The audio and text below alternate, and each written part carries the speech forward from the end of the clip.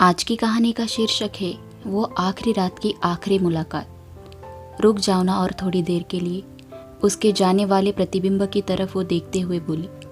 उसके हाथ को पकड़कर आहिस्ता से उसे उठाते हुए वो बोला, थोड़ी देर करते करते सूरज ढल गया देखो। जाओ अब जल्दी से घर जाओ, भागो, सब घर पर इंतज़ार कर रहे होंगे तुम्हारा। ये सुनते ही वो उसकी बाहों में और भी ज़्यादा सिमट गई। रहने दो ना, ऐसे अच्छा लग रहा है। उसके इस मासूम से आरज़ू को वो मना नहीं कर सका, लेकिन उसे खुद को संभालना भी बहुत ज़रूरी था। इसलिए उसने अपनी बाहों से उसे दूर किया और हमेशा की तरह उसे उसके घर के पीछे वाले बरगद के पेड़ के नीचे छोड़कर चला गया।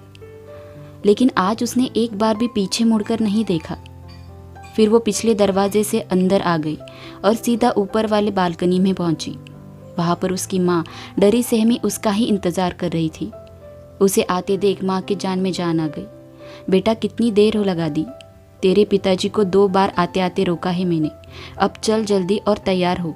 माँ इतना बोल ही रही थी कि पिताजी ने आवाज़ देते हुए जैसे मानो आदेश ही दिया हो। अरे नंदिनी, हो गया कि नहीं तुम लोगों का?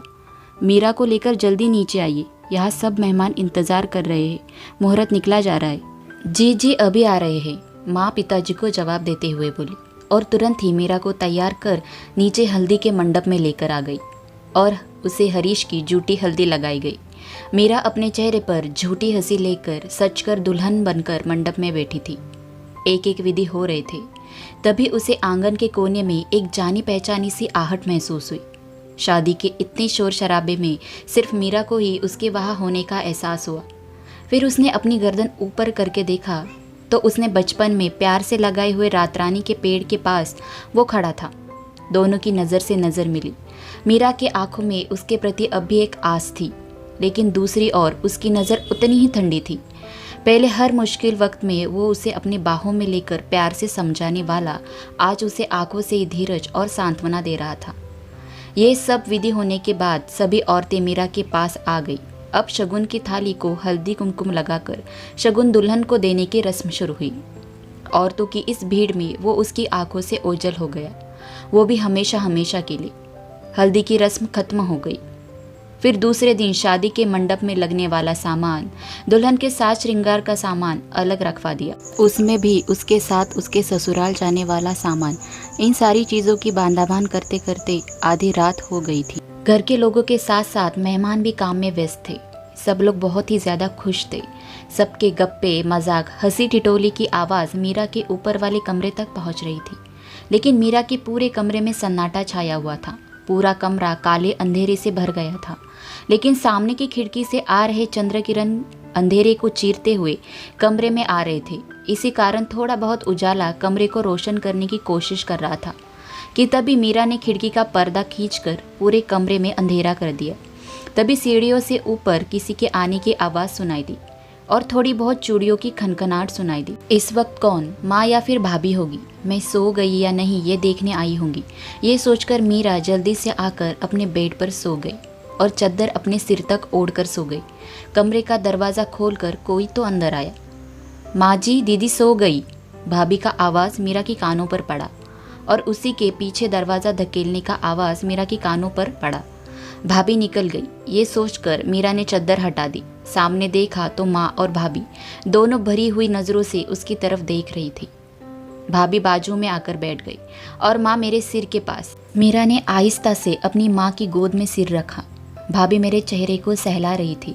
तभी भाभी के मुंह से शब्द निकले, हमें माफ़ कर दीजिए दीदी, हम आपको आपका प्यार नहीं दिला सके। हम दोनों ने बहुत कोशिश की, लेकिन इतना कहकर भाभी रोने लगी। भाभी, आप दोनों ने जितना हो सके उतनी पूरी कोशिश की, लेकिन अब कोशिश करने का समय चला गया।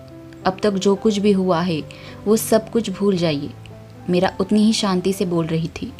आखिरी बार रो ले मेरी बच्ची। माँ पानी भरी आंखों से मीरा की तरफ देखते हुए बोली, नहीं माँ, जितना रोना था उतना रो लिया, अब तो इन आंखों में आंसू भी नहीं आते। चलो जाने दो, मैंने कहा ना तुम दोनों से, भूल जाओ सब कुछ। सुबह जल्दी उठना है और हंसो, अब कल शादी है मेरी। यह कहते हुए मीरा की नज़र एकदम ठंडी और आवाज़ गहरी थी। इस पर वो क्या बोल सकती थी दोनों, इसलिए दोनों चुपचाप वहाँ से चली गई। शादी हो गई। सूरज ढल रहा था। शादी का समारंभ समेट के सब मेहमान और बाराती विदा लेकर हरीश के गांव उसके घर रहने वाले थे और कुछ ही दिनों में मीरा और हरीश मुंबई जाने वाले थे। फिर उसके बाद ये गांव, यहाँ के लोग, इन सब से रिश्ता खत्म होने वाला था, वो भी शायद हमेशा के लिए। जाते जाते सब लोग बहुत सारी बातें बता रहे थे। मेरी बच्ची को संभाल कर लीजिए, अभी नादान है वो। ये सारी बातें माँ रो रो कर बोल रही थी। भाभी हमेशा खुश रहिए दीदी बोल रही थी। भैया की तो रोने वाली माँ और भाभी को ही संभालते हुए कसरत हो गई थी और पिताजी दूर खड़े होकर एक कोने में अपने आंसू छिपा रहे थे। गाड़ी घूम के जाने तक मीरा की नज़र पीछे वाले बरगद के पेड़ पर टिकी थी। गाड़ी घूम के मुख्य रास्ते पर लग गई और गाड़ी में मीरा की ननंद का मजाक शुरू हो गया।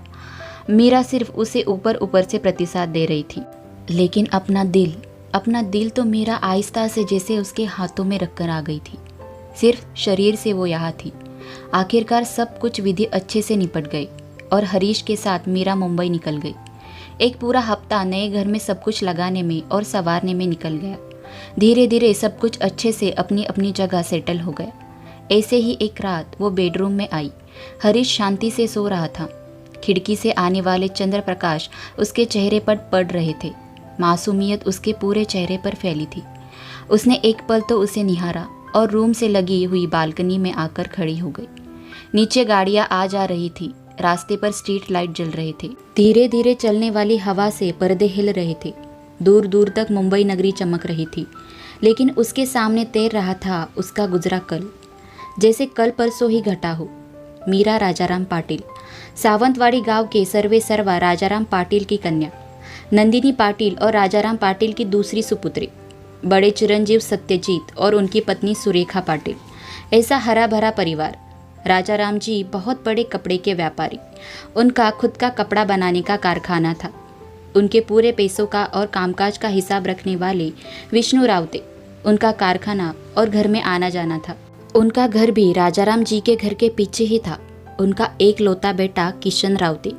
किशन और मीरा एक ही उम्र के, साथ में खेले बड़े हुए। बचपन में हाथ डालकर पूरा गांव घूमते, नदी के किनारे झूठा घर बनाकर खेलते, राजा रानी बनकर सचमुच के पति पत्नी हो ऐसे एक दूसरे के साथ बोलते। मीरा किशन को झूठा खाना परोसती। किशन काम करने खेत पर जाता, वो खेत पर उसके लिए रोटी लेकर जाती। दोनों आम के पेड़ के नीचे एक दूसरे को निवाला खिलाते। खेलने के बाद नदी के किनारे बैठकर पानी में पैर डालकर पेड़ की छाया में बैठते और किशन उसकी बांसुरी निकालकर बजाता और मीरा मुग्ध होकर उसकी धुन में खो जाती।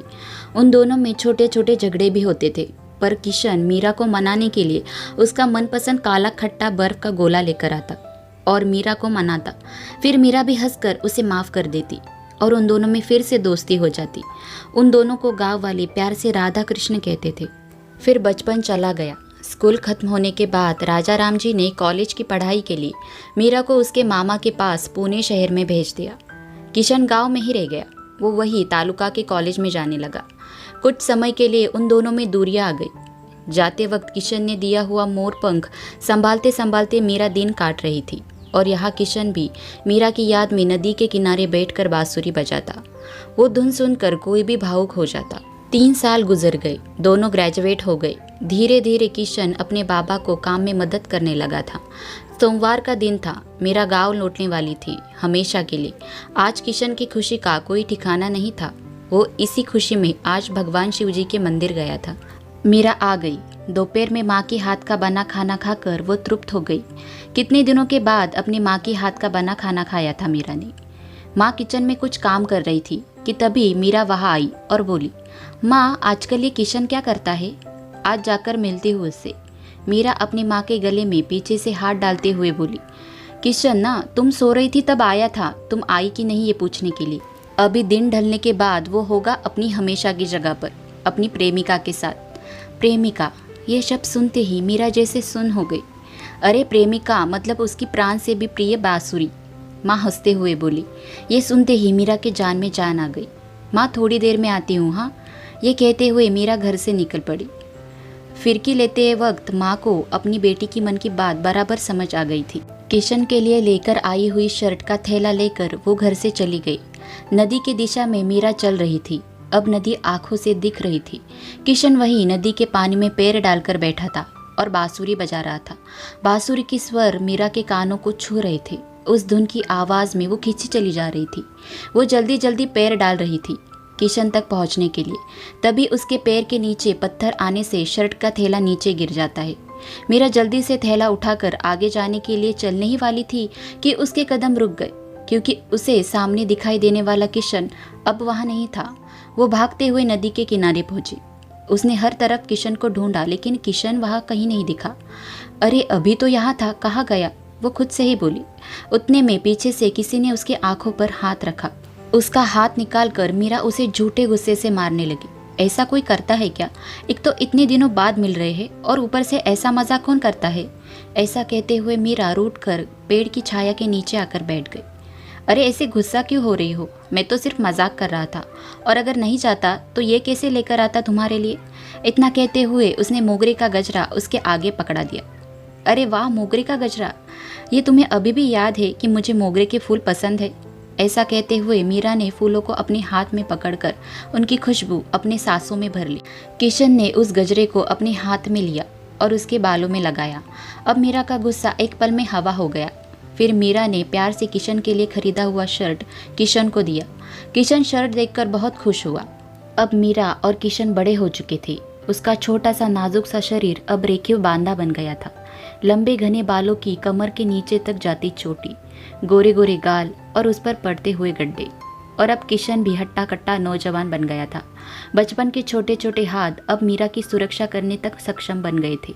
उन दोनों ने 3 सालों तक जो कुछ भी अपने दिल में बातें संभाल कर रखी थी वो एक दूसरे को बताई।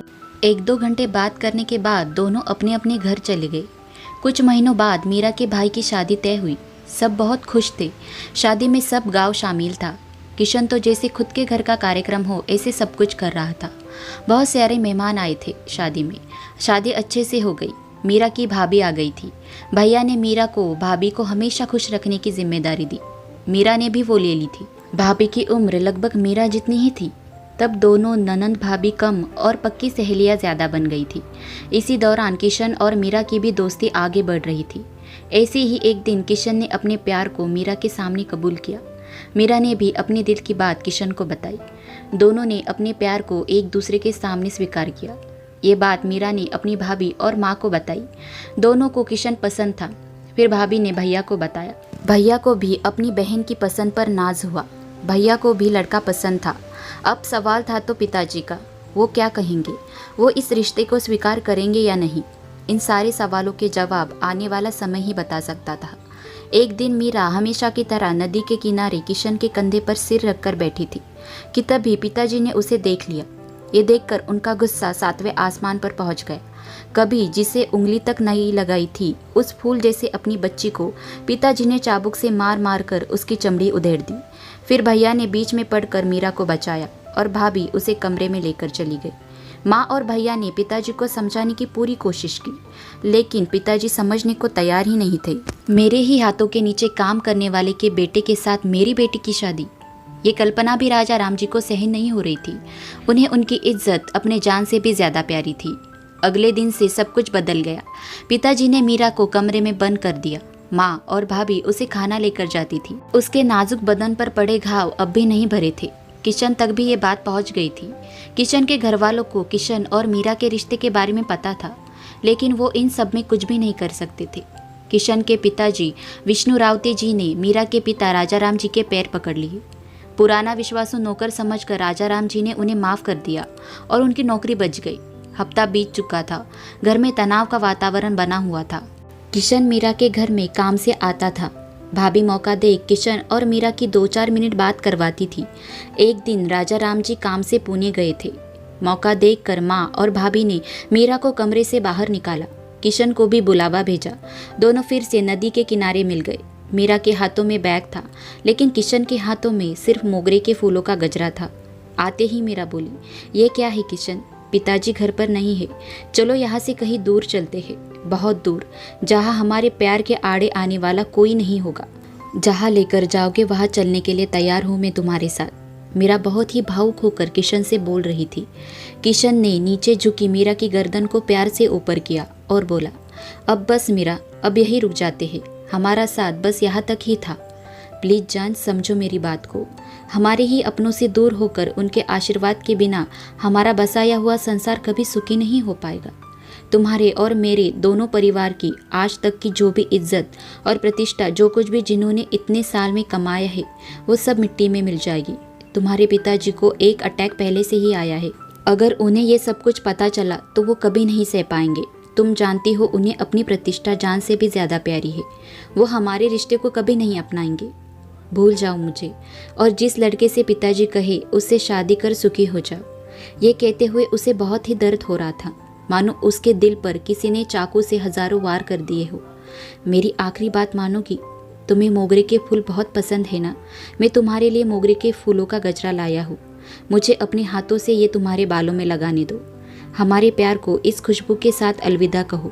इतना कहकर किशन ने अपने हाथों से मीरा के बालों में गजरा लगाया और दोनों एक साथ ही घर की तरफ बढ़े। उसे हमेशा की तरह पीछे की बरगद के पेड़ के पास छोड़ा और वो पीछे के रास्ते से अपने घर चला गया। मीरा का रिश्ता तय करके ही राजाराम जी पुणे से लौटे। उसके मामा के दोस्त का बेटा हरीश जोशी, ऊंचा कद, गोरा रंग, हट्टा कट्टा और मुस्कुराता हुआ चेहरा, जिसे देख के कोई भी पसंद कर ले। जब मीरा अपने मामा के पास पुणे में पढ़ने के लिए थी, तब ऐसी ही मुलाकात हुई थी मीरा की हरीश और उसके पापा से। तब से उनके दिल में बस गई थी मीरा। और अब की बार मीरा के पिताजी ने जाकर उनसे रीति रिवाज से शादी की बात की थी और मीरा की शादी हरीश से तय कर दी। उन्होंने घर में आकर सबको बताया। महीने के अंदर मीरा के आंगन में उसके शादी का मंडप सज गया और देखते ही देखते हल्दी का दिन आ गया। पहले मीरा को चूड़ा पहनाया गया और बाद में शाम को हल्दी की रस्म थी। चूड़ा भरने के बाद मीरा अपने कमरे में आई। खिड़की से बाहर देख रही थी। अब उससे सब कुछ याद आने लगा। नदी का वो किनारा, वहाँ की हरियाली, किशन के कंधे पर सिर रखकर देखे हुए सुखी संसार के सपने, सब कुछ उसकी आंखों के सामने घूम रहा था। मीरा अपनी दुनिया में खोई हुई थी कि वहाँ पर उसकी माँ आ गई। अपनी बेटी की ऐसी हालत उनसे देखी नहीं जा रही थी। अपने बेटी के लिए उन्होंने राजाराम जी के पैर तक पकड़ लिए थे, लेकिन उसका कोई फायदा नहीं हुआ था। वो भी मजबूर थी। मीरा की ऐसी हालत देख माँ के आंखों में आंसू आ गए। माँ वापस ही जा रही थी कि मीरा ने उन्हें आवाज़ दी, माँ। हाँ बोलो बेटा, कुछ चाहिए था तुम्हें? माँ, मुझे एक आखिरी बार मिलना है उससे। मीरा ने कहा, क्या? पर अब कैसे? इतने सारे मेहमान हैं घर पर, अगर उन्हें पता चला तो काट डालेंगे तुम्हें और मुझे भी। नहीं बेटा, अब नहीं, माँ ने कहा। माँ, बस एक आखिरी मुलाकात, मैं जल्दी से वापस आ जाऊंगी। हाथ जोड़ती हूँ माँ, जाने दो मुझे। मीरा बहुत ही भावुक होकर बोली। उसकी ये हालत देख माँ ने उसे इजाज़त दी। हल्दी का मुहूर्त शाम के 7 बजे का था। मीरा 5 बजे घर से पीछे वाले दरवाजे से निकल गई। भाभी ने किशन को बुलावा भेजा। वो पहले से ही वहाँ पर मौजूद था। किशन, ये हमारी आखिरी मुलाकात है, अभी भी मौका है। चलो, मुझे यहाँ से कहीं दूर लेकर चलो। मैं सब कुछ छोड़कर आई हूँ, सिर्फ और सिर्फ तुम्हारे लिए। मीरा अपनी जी जान से किशन को समझाने की कोशिश कर रही थी। नहीं, आज भी मेरा यही कहना है, अपने लोगों को दुख पहुंचाकर हम कभी सुखी नहीं हो पाएंगे। अब तो समझाने का वक्त जा चुका है। तुम्हारे हाथों पर उसके नाम की मेहंदी सजी हुई है, उसके ही नाम का चूड़ा बज रहा है तुम्हारे हाथों में। आज उसकी झूठी हल्दी लगाई जाएगी तुम्हें, और कल उसके साथ 7 फेरे लेकर 7 जन्मों के लिए एक दूसरे के बनने का वचन लेने वाले हो तुम दोनों। तन से नहीं, मन से भी तुम्हें उसी का बनना है। तुम्हारे दिल में जो किशन है, उसे यही छोड़कर चली जाओ। जाओ, भूल जाओ मुझे और सुखी रहो। वो उसे आंखों में आंखें डालकर बोल रहा था और उस पर मीरा कुछ भी नहीं बोल पाई और एक आखिरी बार उसकी बाहों में छिप गई। अब वो निकली अपनी नई जिंदगी की शुरुआत करने। उसने आखिरी बार मीरा को बरगद के पेड़ के पास छोड़ा। फिर से मिलेंगे ये कहने वाला किशन आज बिना पीछे देखे ही चला गया। अरे क्या हुआ, तुम अब तक क्यों जगी हो? तबीयत तो ठीक है ना तुम्हारी? पीछे खड़े रहकर हरीश ने उससे पूछा। हरीश की आवाज़ से मीरा एकदम से होश में आई। जी मैं ठीक हूँ, नींद नहीं आ रही थी इसलिए उठकर यहाँ आ गई। ओह, ऐसी बात है। हमारी रानी सरकार को नींद नहीं आ रही थी, तो मैं आपके लिए क्या कर सकता हूँ मैडम? गाना गाऊँ या फिर पंखा करूँ? सिर्फ आदेश दीजिए, ये गुलाम आपकी सेवा में हाजिर है। उसकी तसल्ली के लिए मीरा झूठ मूठ का जोर से हंसने लगी। मीरा को हंसते देख हरीश भी खुश हो गया। हरीश बाहर से जितना हट्टा कट्टा मजबूत, अंदर से उतना ही मासूम और प्यारा था। उसने अपनी इसी स्वभाव से जीत लिया था मीरा को। अब मीरा ने भी किशन की यादों को दिल के एक कोने में बंद कर लिया था और अब हरीश के सुख दुख में शामिल हो गई थी। कभी कभी मीरा को लगता कि हरीश को सब कुछ बता दूं, लेकिन फिर से उसे लगता कि उसके सुखी जीवन पर बीते कल का साया नहीं होना चाहिए। इस विचार में मीरा ने कभी ये बात हरीश को नहीं बताई। दिन बीतते गए। अब मीरा के सुखी संसार में और 2 फूल खिल गए थे। जब पहले बेटी के समय मीरा अपने मायके डिलीवरी के लिए आई थी, तभी मीरा को पता चला था कि किशन मीरा की शादी के दूसरे दिन ही गाँव छोड़ के चला गया। वो कहाँ गया ये किसी को पता नहीं था। उसके पिता अब भी मीरा के पिताजी के लिए काम कर रहे थे और किशन की माँ रास्ते पर नज़र लगाए बस किशन का इंतज़ार करती थी। फिर से मीरा की ज़िंदगी में खलबल मच गई। कहाँ होगा किशन, कैसा होगा? कहीं उसने अपनी ज़िंदगी तो ख़त्म नहीं की होगी ना? उसके दिल में ऐसे हज़ारों सवाल आ रहे थे, लेकिन ये सभी ख्याल दिल से निकालने के अलावा कोई रास्ता भी नहीं था मीरा के पास। मीरा ने सुंदर सी बेटी को जन्म दिया। 3 महीने मायके में रहने के बाद वो फिर से मुंबई लौट आई। बेटे के वक्त तो उसकी सास मुंबई में आकर मीरा के पास रह गई थी। उसके बाद कभी कभी बच्चों के साथ छुट्टी के लिए जाती थी, लेकिन बच्चे बड़े होने के बाद हरीश उन्हें छोड़कर आता था, इसलिए मीरा का गांव जाना लगभग बंद ही हो गया था। हरीश का ऑफिस, बच्चों का स्कूल, कॉलेज, इन सब संसार की बातों में मीरा की ज़िंदगी सिमटती चली गई। संसार की गाड़ी चलाते चलाते कब 25 साल गुजर गए पता भी नहीं चला। जवानी चली गई, बालों में बुढ़ापे के निशान दिखने लगे। चेहरे पर कहीं तो 1-2 झुर्रियाँ सिर निकाल कर देखने लगी। 2 साल पहले ही बेटी की शादी करवा दी और 1 हफ्ते पहले बेटे की शादी करवा दी। आज सुबह ही बेटा और बहू हनीमून के लिए निकल गए। घर में अब हरीश और मीरा दोनों ही थे। दोपहर के खाने के बाद हरीश रूम में बैठकर न्यूज़पेपर पढ़ रहा था। मीरा किचन का काम समेट के रूम में आई। अजी सुनते हो, मुझे आपसे कुछ बात करनी है। मीरा हिम्मत करके बोली। हाँ बोलो ना, हरीश न्यूज़पेपर बाजू करते हुए बोला। पहले आप मुझे वचन दीजिए, मैं जो कुछ भी कहूँगी वो आप शांति से सुनेंगे और आप कभी भी मेरा साथ नहीं छोड़ेंगे। मीरा घबराकर बोल रही थी। ऐसा क्या बताने वाली हो? चलो मैं तुम्हें वचन देता हूँ कि मैं तुम्हारा साथ कभी नहीं छोड़ूंगा। मीरा का हाथ अपने हाथों में लेते हुए हरीश बोला। अब मीरा को थोड़ा साहस आ गया था। फिर उसने शुरुआत से लेकर अब तक जो भी उसके और किशन के बीच में घटा वो सब कुछ हरीश को बताया। हरीश ने सब कुछ शांति से सुना। थोड़ी देर के लिए दोनों के बीच शांति छा गई। मीरा की आंखों में आंसू जमा हो गए थे। उसके आंसू नीचे गिरने ही वाले थे कि हरीश ने उसके आंसू को अपने हाथ में समा लिया और बोला, देखो मीरा, जिस दिन तुम्हारा हाथ मेरे हाथ में तुमने विश्वास से दिया, उसी दिन तुम मेरी हो गई। इन सब में ना तुम्हारा कोई दोष है ना ही किशन का। वो हालात ही कुछ वैसे थे। शादी से लेकर अब तक तुमने पूरे निष्ठा से मेरा साथ दिया, मेरे इस संसार की डाली को फूलों से सजाया। मुझे तुम पर पूरा भरोसा है। ये सारी बातें तुम शादी के पहले रात भी बताती तो भी मैं तुम्हें अपनी पत्नी के रूप में स्वीकारता, और अगर शादी से पहले पता चलता तो शायद मैं ही तुम्हारे पिताजी से बात करके तुम दोनों को एक करता। लेकिन छोड़ो, जो हो गया उस पर चर्चा करके कोई फ़ायदा नहीं। इसलिए मैं तुम्हें बता दूं, मेरे दिल में तुम्हारे प्रति कोई मलाल नहीं। जो कुछ भी हुआ वो भूल जाओ और खुश रहो। आज बहुत ही हल्का महसूस हो रहा है मुझे। मीरा हरीश के बाहों में जाकर बोली। सुनिए, मेरी एक इच्छा है। मुझे किशन से एक आखिरी बार मिलना है, अगर आप इजाज़त देंगे तो ही। मीरा ज़रा झिझकते हुए बोली। अरे हाँ, क्यों नहीं, उसमें इजाज़त क्या लेना। मुझे भी मिलना है उससे, जिसके समझाने के कारण मुझे मेरी रानी मिली। लेकिन तुमने तो कहा कि हमारी शादी के दूसरे दिन ही उसने गांव छोड़ दिया, तो अब वो हमें कहाँ मिलेगा? हरीश ने उत्साह भरी आवाज़ में कहा। कुछ दिनों पहले ही भाभी का फ़ोन आया था कि किशन गांव लौट आया है। ठीक है, फिर कल ही निकलेंगे, जाओ तैयारी करो, हरीश ने कहा। वो शाम वैसे ही गुजर गई। दूसरे दिन दोपहर 12 बजे वो दोनों निकले। 4 घंटे का सफ़र करके वो दोनों 4 बजे गांव पहुँचे। गांव बहुत ही बदल गया था। सड़कें पक्की बन गई थी, लेकिन नदी के बाजू की हरियाली अब भी वैसी ही थी। हरीश ने नदी के बाजू वाले सड़क पर बाजू में कार पार्क की। 4 बजे थे, फिर भी ज़्यादा भीड़ नहीं थी। वही नदी के पास वाले पेड़ के नीचे एक इंसान बैठकर बांसुरी बजा रहा था। उसकी बांसुरी की धुन मुग्ध करने वाली थी। मीरा ने 1 मिनट में पहचान लिया कि वो किशन है। फिर मीरा और हरीश दोनों वहाँ पर पहुँचे। जैसे ही वो वहाँ पहुँचे, उसने बांसुरी बजाना बंद किया। आ गई तुम मीरा, तुम्हारा ही इंतज़ार कर रहा था, उसने बिना पीछे देखे ही कहा। उसके चेहरे पर भी बढ़ती उम्र की रेखा छा गई थी। बिना देखे ही कैसे पहचान लेते हो हर बार? मीरा उसके हंसते हुए चेहरे की तरफ देखते हुए बोली। मीरा भावुक होकर बोल पड़ी, लेकिन उसे एकदम से याद आ गया कि हरीश भी उसके साथ है। ये सोचकर वो पीछे हट गई। किशन उठकर उन दोनों के पास आया। उसने एक नज़र मीरा के मंगलसूत्र पर डाली। ये बात मीरा की नज़रों से नहीं बची। फिर मीरा बोली, किशन, ये हरीश है। मीरा के मुंह से निकल ही नहीं रहा था। तभी हरीश उसकी परेशानी समझ गया और बोला, मैं हरीश, मीरा का पति। मुझे आपको दिल से थैंक यू बोलना था। अगर उस दिन आप मीरा को नहीं समझाते तो इतनी अच्छी जीवन साथी मेरे नसीब में कभी नहीं आती। इस पर किशन सिर्फ हंस पड़ा। आप दोनों बात कीजिए, मैं हूँ यहाँ पर ही। इतना बोलकर हरीश जाने के लिए मुड़ा।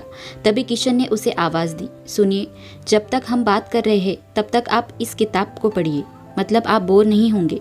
हरीश ने हंसकर वो किताब ली और हंसते हुए चला गया। फिर दोनों फिर से एक बेंच पर बैठकर बिल्कुल पहले की तरह जैसे जवानी में बैठते थे, वो फिर से उसकी रानी और वो उसका राजा बन गया।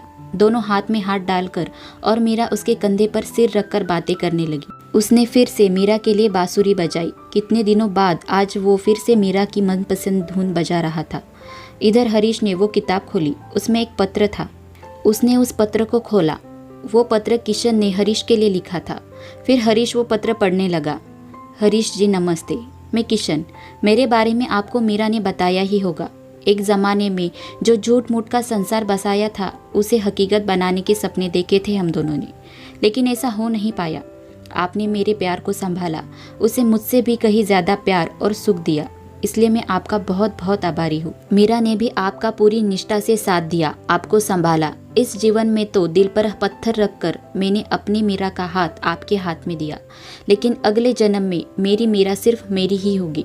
तब तक उसका ध्यान रखना। आता हूँ, किशन। ये पढ़कर हरीश को कुछ गलत होने वाला है ऐसा महसूस हुआ और वो भाग के गाड़ी से उतर गया और उन दोनों के पास आया। हरीश को देख मीरा घबरा गई और एकदम से किशन से दूर हो गई। अरे साहब, थोड़ी देर के लिए भी अपनी बीवी से दूर नहीं रह सकते? ठीक है, जाइए जाइए, अपनी बीवी को लेकर जाइए।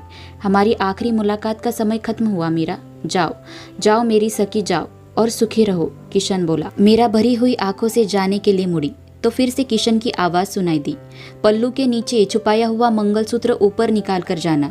इस जन्म के लिए तुम उसकी हो। और वो हंसते हुए बेंच पर लेट गया। मीरा को थोड़ा अजीब महसूस हुआ। वो फिर से उसके पास जाने ही वाली थी कि किशन अपनी पूरी ताकत लगाकर चिल्लाया, पीछे हो जाओ मीरा, वापस यहाँ मत आना। हमारी आखिरी मुलाकात का समय खत्म हुआ। हरीश, लेकर जाइए इसे। जाओ, जल्दी निकल जाओ। आज तक उसकी हर बात मानी थी मीरा ने, तो ये कैसे टालती। और वो जाने के लिए पीछे मुड़ गई। जाते जाते मीरा के कानों पर कुछ शब्द पड़े। सही समय पर मदद की दोस्त, बहुत बहुत धन्यवाद। हरीश ने मीरा को गाड़ी में बिठाया और उसे पीने के लिए पानी दिया। वो जैसे ही शांत हुई, हरीश ने गाड़ी उसके मायके के घर की तरफ मोड़ ली। भाभी और भैया घर पर ही थे। उनका बेटा और बहू खेत पर गए थे। माँ मंदिर और पिताजी गांव में चक्कर लगाने गए थे। जरा यहाँ वहाँ की बातें करते हुए सब बाहर के बरामदे में बैठे थे। तभी वाड़े में काम करने वाले शामू काका आए। भैया भैया, रावते काका जी का बेटा किशन अब नहीं रहा। ये सुनकर हरीश और मीरा सुन हो गए। तभी हरीश ने मीरा को आंखों से ही शांत रहने का इशारा किया। भैया ने पूछा, कब और कैसे हुआ ये सब? कब हुआ ये पता नहीं भैया।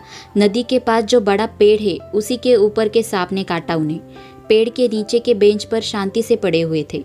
इतना बोलकर शामू काका चले गए। अरे सुनती हो, मैं जाकर आता हूँ। मीरा, तुम बैठो, मैं आता हूँ, भैया ने कहा। रोज उनकी बांसुरी पर डोलने वाले सांप ने पता नहीं आज उन्हें कैसे काट लिया। खैर, सांप की जात ही वैसी, भाभी ने अंदर जाते जाते कहा। और मीरा को किशन के आखिरी शब्द याद आ गई, सही समय पर मदद की दोस्त। बस यही तक थी ये कहानी। आपको ये कहानी कैसी लगती है कमेंट करके ज़रूर बताइए। कहानी अच्छी लगती है तो लाइक कर दे और मेरे चैनल को सब्सक्राइब कर दे। तब तक के लिए धन्यवाद।